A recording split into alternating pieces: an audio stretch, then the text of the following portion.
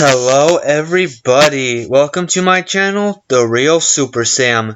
Today's another comic book review, and I hope you enjoy. It is time to review the Fantastic Four, Issue 2, The Fantastic Four Meet the Skrulls from Outer Space. This issue was much better than the last one, and it has better villains. An alien invasion, I think, is almost as cliche as a monster invasion. But the shining point of every Fantastic Four comic are the Fantastic Four themselves. I personally like this comic more because the Fantastic Four are automatically established as worldwide heroes now in just the first pages, so it has no build-up to the story. The Skrulls are shape-shifting aliens from space and have come to Earth to invade it, but the only thing that stands in their way is the Fantastic Four. The comic starts with each member of the Fantastic Four causing chaos. It is revealed that it wasn't the real Fantastic Four at all, but four shape-shifting aliens from outer space called the Skrulls. They used machines to impersonate every member of the Fantastic Four but Mr. Fantastic, because all Skrulls can stretch and morph their bodies like him. Then, after the Fantastic Four argue over what to do next, the army finds them in a cabin in the woods and captures them, because the world thinks that the real Fantastic Four committed these crimes. Eventually they escape, and Human Torch on purpose gets captured by the Skrulls and calls the rest of the Fantastic Four. But even with their power, can they beat the Skrulls, who appear to have the very same powers as our heroes? Now, onto my overall thoughts of the comic, and some problems I have with it. One is how, already, it seems like the world knows who everyone except who the Thing really is and their powers. In the last issue, it was almost like they were trying to keep their identity secret. Now, everyone knows them. And we first see the Fantastic Four in a cabin hiding because the army is after them. It seems like quite a jump from the last issue, and I guess it's assumed a week or two has passed, and they've been performing superhero deeds for a while. But still, and also, they don't have their costumes, but Mr. Fantastic stretches, Sue turns invisible, and Johnny flames on, and their clothes do the action with them. I guess Stan and Jack didn't have to worry so early about that. I know in this panel, it really is a Skrull that shrinks down to seem invisible, but it is just like that with the real Fantastic Four, how when they use their powers, their clothes use their powers with them, if you understand what I mean.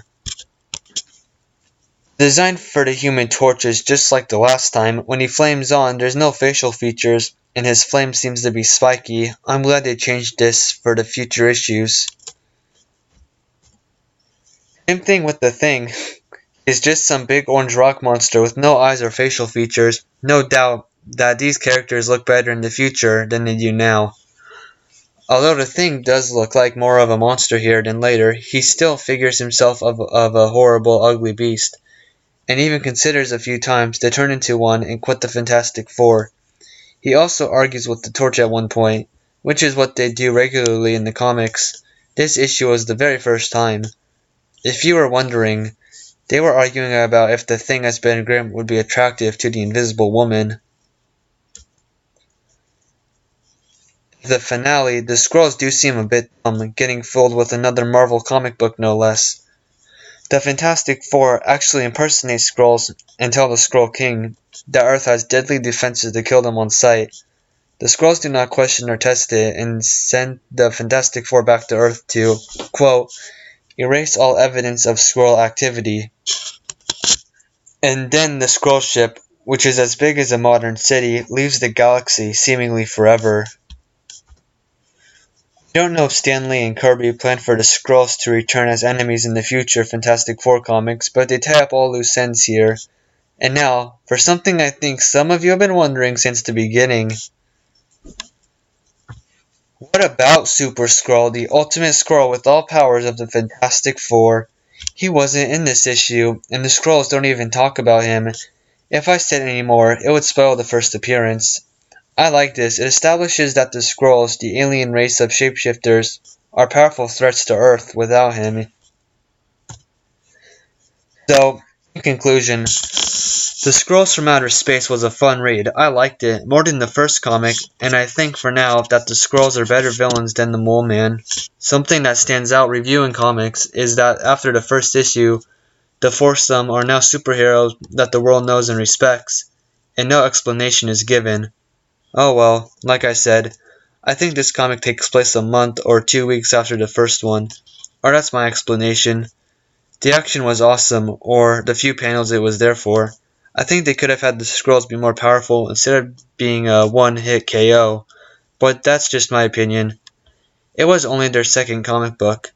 The art was better. I think that's because the comic panels were much bigger than in the first issue.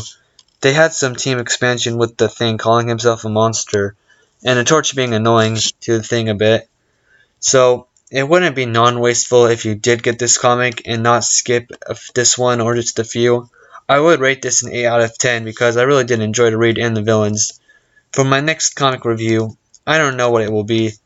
The third comic is kind of wasteful and boring, kind of long, so I may just skip to issue 4. Anyway, please remember to like, comment, and subscribe, and have a good day.